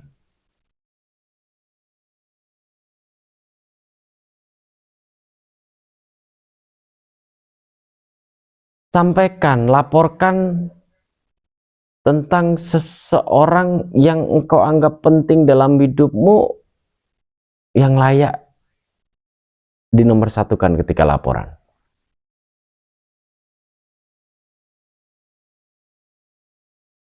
Dan dirimu tahu alasannya betul.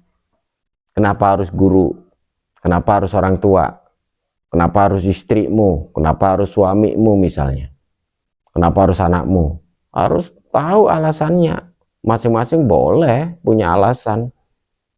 Supaya dirimu punya keteguhan ketika menjalankan ini. Tahu alasannya kenapa harus ngelakuin ini. Ini pada turun nih.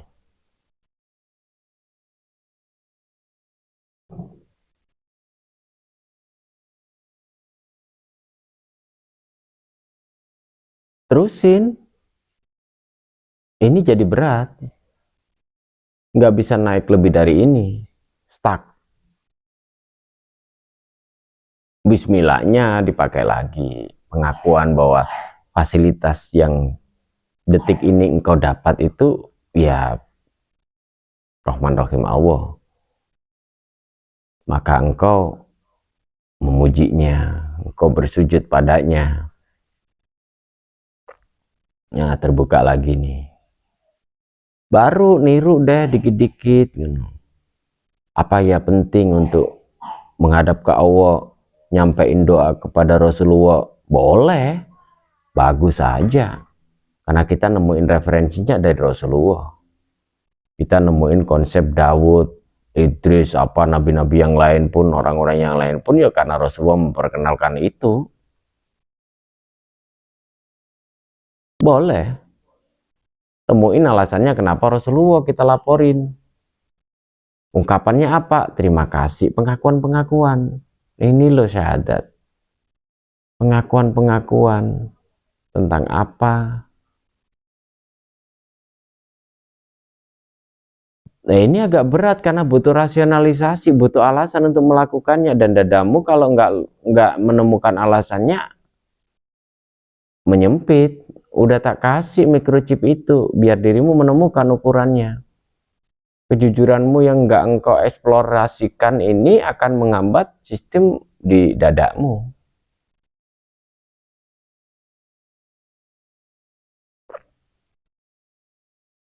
Nah, ini lebih bagus. Kok emaknya Rasulullah? Boleh, makin bagus karena Rasulullah pun lahirnya dari emak. Kalau sama emaknya dibuang ke WC ya nggak jadi nabi dia. Penting juga karena Rasulullah terbentuk ruhnya, terbentuk jiwanya itu karena emaknya. Tubuhnya ada karena emaknya sama bapaknya. Lebih dari ini.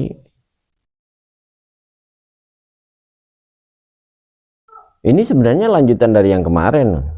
Kalau kemarin kan personal untuk Rasulullah. Kalau ini kita naik di fase sikapnya Rasulullah Muhammad. Memberikan penghormatan tertinggi pertama dan utama untuk orang tuanya. Baru kemudian sikap beliaunya untuk umati Rasulillah fil alamina. Kalau Rasulullah menggunakan bahasa umati-umati, kita menggunakan bahasa umati Rasulillah fil alamina. Komposisi alam semesta raya, seluruh makhluknya yang dikategorikan 9 makhluk hidup itu.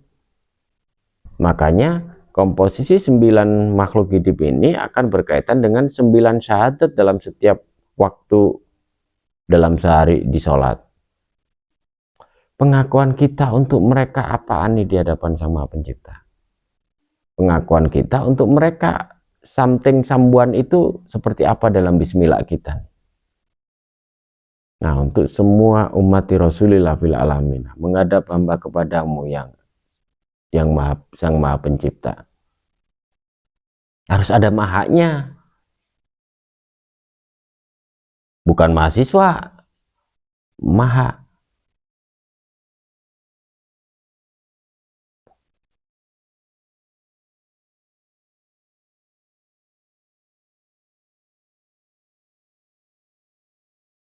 Terus setelah itu apa nih fenomena yang di wabarakatuhnya?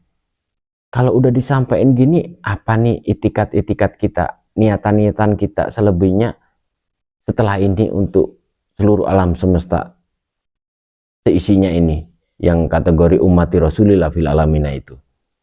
Nah ini balik lagi ke kita.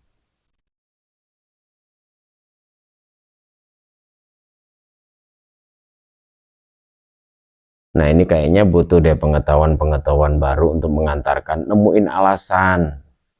Ini pentingnya pengetahuan baru.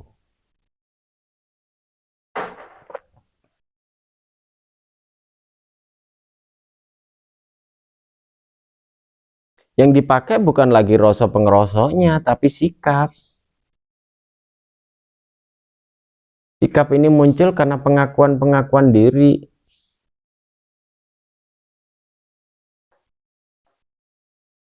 Lebih dari ini dadamu menumpuk nih. Uraikan, bedah satu-satu, diulangin kembali. Untuk mak bapakmu yang menjadi proses dirimu ada. Untuk Rasulullah Muhammad mungkin yang dengan pengetahuannya mengantarkan kita punya kesadaran ini. Untuk emaknya Rasulullah sebagai ekspresi terima kasih kita kepada Rasulullah karena emaknya dan bapaknya ini yang menjadikan Rasulullah ada di bumi. Baru sikapnya di rahmatan lil alamin itu kita pakai. Nah ini loh yang namanya manunggaling kawula ing Gusti itu di situ. Kita menjadikan satu, melebur jadi satu seluruh umatnya ini dengan dorongan nafsu untuk Sang Maha Pencipta buat semuanya. Baru nafsunya diarahkan apa yang aku akan lakukan setelah ini. Disampaikan dalam laporannya. Nggak bisa nafsu dimatiin. Dirimu mati. Ini yang bikin manusia itu spesial karena kita punya komposisi nafsu. Makan aja nggak dinafsuin, nggak jadi makan. Coba bayangin makan yang nggak pakai nafsu, yang kalau di rumah sakit dipakai selang itu loh. Kepingin nggak kepingin ya kita disepet itu. Lewat tenggorokan, lewat apa, pakai selang itu. Itu yang makan nggak pakai nafsu. Nggak asik dong. Nah, lebih dari ini. Baru kemudian temukan kenikmatannya. Udah ngeplay dikit nggak apa-apa deh. Mabuk-mabuk dikit di fase ini boleh. Ini kejujuran ilahiyah namanya. Ketika dirimu mampu mengendalikan pergerakan pikiran, menyederhanakan pikiran, mengoptimalisasi nafsu, mengarah pada Sang Maha Pencipta untuk kodrat penciptaanmu.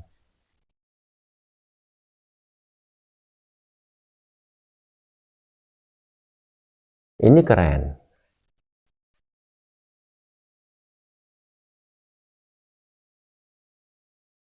Apakah penting untuk menyampaikan apa yang engkau inginkan, apa yang engkau idamkan? Boleh, tapi tidak mewakili kumu. Dirimu yang mungkin selama ini ditekan oleh suamimu atau istrimu, misal, ya sampaikan semua orang yang punya apa namanya ya, punya jalan hidup sepertimu, ditekan suami, ditekan istri, ya sampaikan aja melalui apa yang dijalanin mereka atas ridhomu ya Allah, akan mengantarkan mereka menjadi hamba yang senantiasa bersyukur, menjadi hamba yang senantiasa terbuka dalam kesadarannya, menjadi hamba yang senantiasa mentawadukan diri padamu ya Allah, pada Rasulullah, karena sang pembimbing, pada orang tuanya yang menjadikan dia, pada umat Rasulullah yang lainnya, baru Allahumma amin. Yang lagi banyak hutang, boleh sampaikan aja semua orang-orang yang menjalankan aktivitas seperti dirimu yang banyak hutangnya. Karena itu juga wujud Rahman Rahim Allah, karena dirimu dilatih dan diperankan sebagai orang yang punya utang. Itu kalau nggak manajemen bagus, otakmu nggak komposisi otak sel kuat, itu udah pecah dari dulu. Gantung diri masuk koboan bisa jadi. Nah, maka syukurin. Nah, wujud syukurnya perhatiin mereka yang menjalankan perintah seperti dirimu. Melalui perintah yang engkau berikan untuk mereka, mengantarkan mereka menjadi orang-orang yang lebih tawaduk kepadamu, menjadi orang yang bersyukur kepadamu ya Allah, menjadi orang-orang yang peduli misalnya.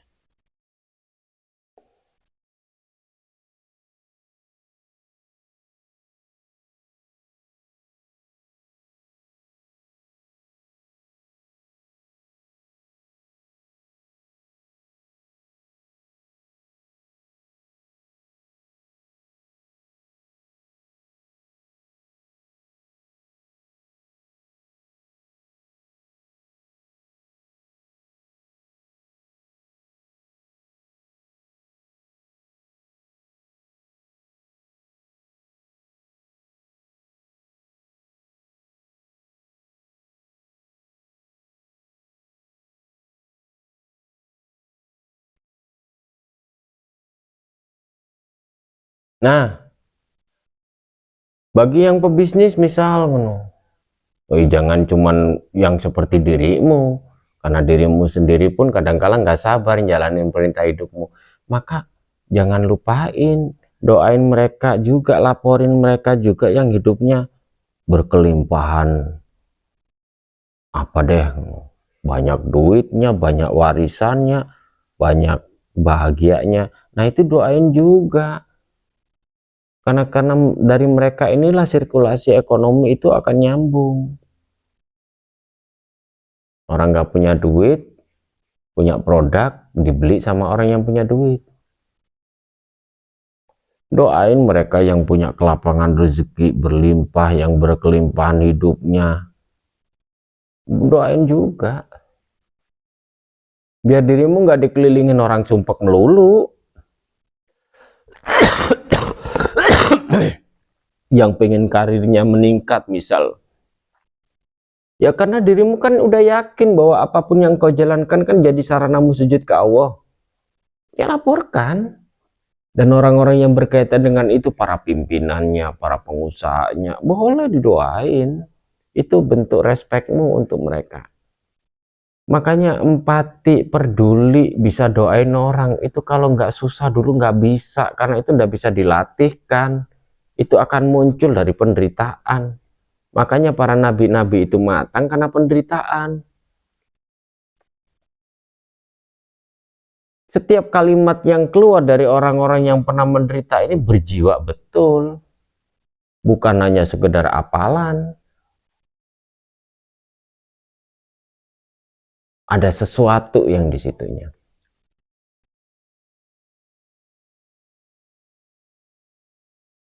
Ini agak kerenan loh. Lumayan loh ini.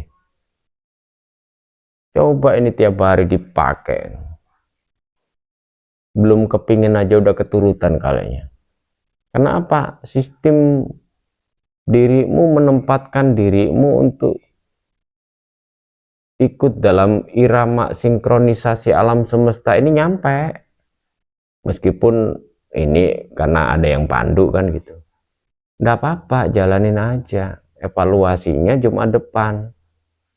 Nggak cuma dilakukan ini aja besok udah tidur. Nggak juga.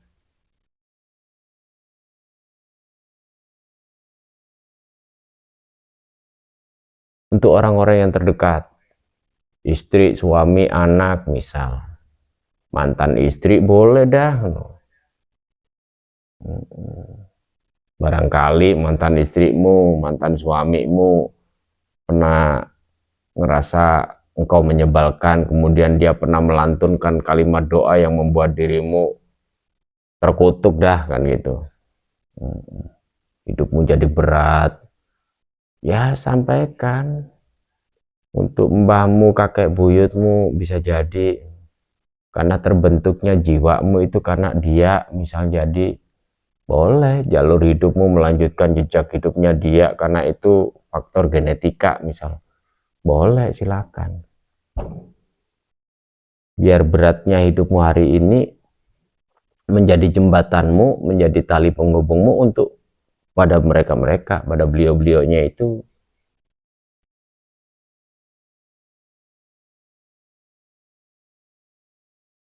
Kalau di fase ini mah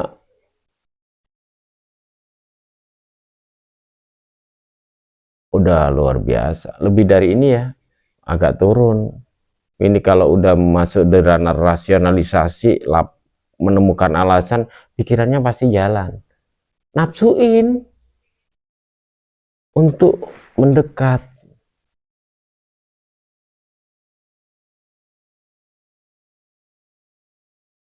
Kalau dirimu menggunakan bahasa bahwa Tuhan itu dekat pada dirimu, ya coba deh pakai itu deh, boleh. Karena dirimu kurang bertekad kalau begitu. Tapi kalau dirimu menggunakan nafsumu untuk mendekat, nah ini baru. Ini nafsul mutmainah namanya.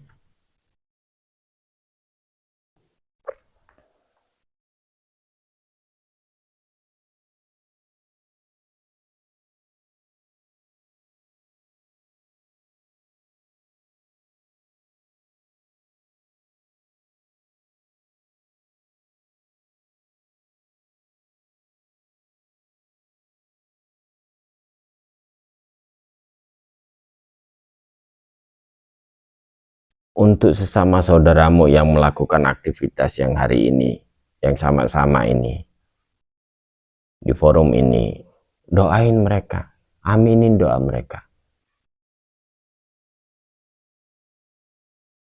Nuansa ini kalau dilihat dari langit, wah sangat sulit dilukiskan dengan kata-kata.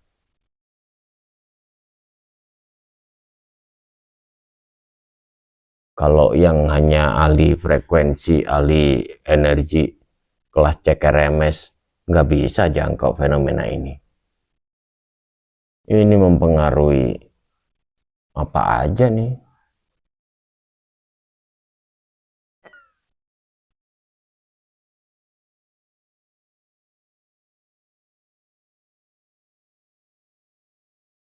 Yang liane mati ya.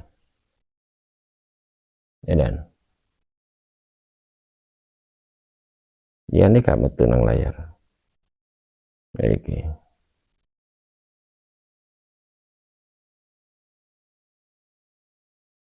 Lafalkan kembali Bismillahirrahmanirrahim sebagai bentuk kalimat di arti yang ketiga, bahwa apa yang kau jalankan hari ini adalah bentuk Rahman Rahimnya.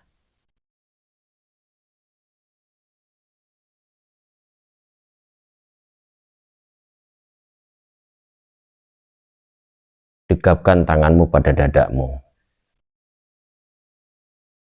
Tempelkan tanganmu pada dadamu. Puji dirimu sendiri. Terima kasih. Hari ini dirimu luar biasa. Hari ini dirimu keren banget deh. Puji yang enak-enak. Biar dirimu nanti setelah ini gak haus dengan pujian orang. Karena dirimu udah bikin kenyang dia dengan pujianmu sendiri. Karena setelah memuji Allah, boleh puji dirimu. Bukan dengan statusmu, bukan dengan kata-katamu, tapi sikapmu. Dekap dirimu. Puji dirimu. Terima kasihin dirimu. Senyumin. Lafalkan kalimat bismillah itu. Karena seluruh bagian dirimu telah berkoordinasi untuk menemukan fase yang tadi.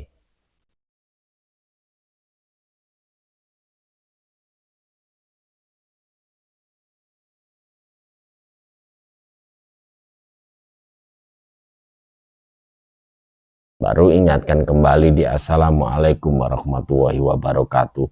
Komposisi dohir dan batin ini adalah satu paket dan punya kecenderungan dirimu untuk menciptakan sesuatu yang bermanfaat di wabarakatuh. Dirimu punya dorongan untuk menciptakan karya nyata, menghadirkan karya kata dan karya tulis dalam hidupmu yang sifatnya dohiron wa batinan.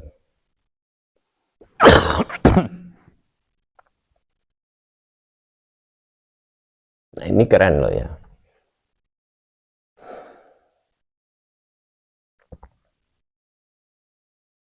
Ini keren banget.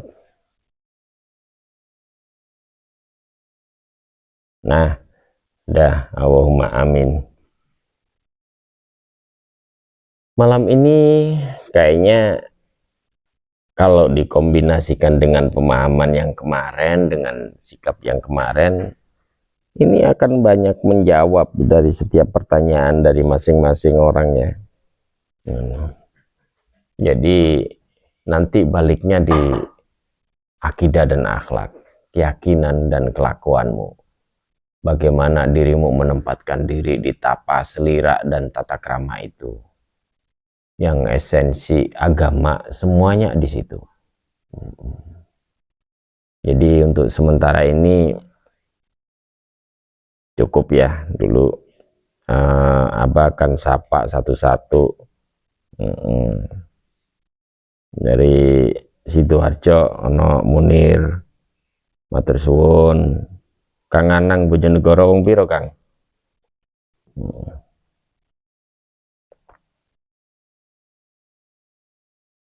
Wong piro, Kang Anang?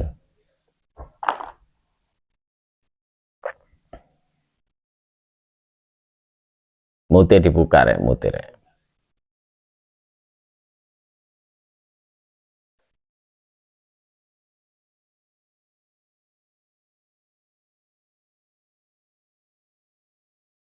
Bojonegoro ono wong piro, Kang Anang? Coba. Wong loro. Liyane nang di kapet. Wong wong telu. Oh iya wis. Iya wis matur suwun. Nang Mawat. Ki ono nang Sidoarjo ono DPC apa PWDPI Sidoarjo. Selamat bergabung ya. Matur suwun. Terus iki ono Pak pengacara Malang iki Pak Junang. Matur suwun Pak Junang. Terus ada Mas Irfan di Jakarta. Terus ono sapa iki Anur ya. Anur berapa orang nih? Afid lagi di mana nih, Fit? Ya, Bah, ada 10 orang sama Bapak, cuma Bapak udah tidur, Bah. Oh iya. 10 orang ya? Di tempatmu ya? Iya, Bah. Oh, bukan di Anur. Bukan, Bah. Oh iya, terus ada Gaji bulanan. ono Kang Mat nang pondok. Zure, Pak Zure iki Gresik ya. Iya, matur suwun. Terus ono maneh iki sapa iki? Busri Pak Wid. Iki nang gelap-gelap apa iku? Ono Bu Dewi, ono Pak Hadi, matur suwun ya. Terus Sabtu Jumadi iki sapa Sabtu Jumadi? Kalau Yai. Sidoarjo. Oh, Sidoarjo, nggih matur suwun. Dadi sedaya matur suwun saderenge dadi iki arek-arek wartawan iki ana iku ya. Wong pira arek wartawan iki? Awal Yai lho Sidoarjo. Iya wis ya, insyaallah manfaat ya. Dadi cekak mikir golek duit ae ya. Sekali-sekali mikir mumet sing gak kan ya. Saking kula mohon maaf bila ada salah kata, salah ucap, namun apapun yang saya sampaikan insya Allah akan mendorong anak-anak Abah menemukan jalannya masing-masing ya. Jalannya masing-masing, menemukan keyakinannya masing-masing, untuk menemukan potensinya masing-masing, paling ndak minimal dadi wong sing apa ya, percaya diri, bisa menghargai dirinya sendiri, baru nanti akan bisa mempercayai orang lain dan menghargai orang lain. Saking kula akhiri, billahi taufik wal hidayah wa ridha wal inayah. Ihdinas siratal mustaqim. Wassalamualaikum warahmatullahi wabarakatuh.